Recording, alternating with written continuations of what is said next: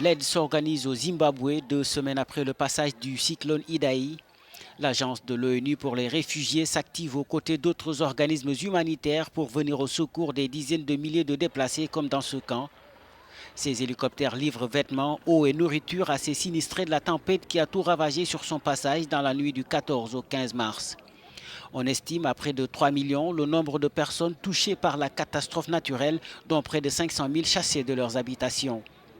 Les survivants se rappellent encore l'horrible soirée.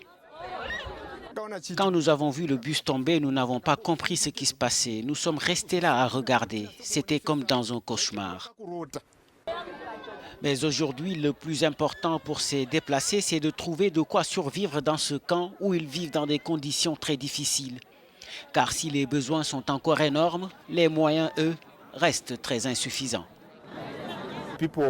Les gens ont tout perdu. Alors pour que nous puissions dire que nous avons besoin de ceci ou de cela, je pense que ce serait sous-estimé. Tout ce que tout le monde peut fournir sera absolument nécessaire. L'ONU a déjà lancé un appel d'aide humanitaire de 282 millions de dollars en faveur du Zimbabwe, de même que pour le Mozambique, pays les plus touchés par le cyclone.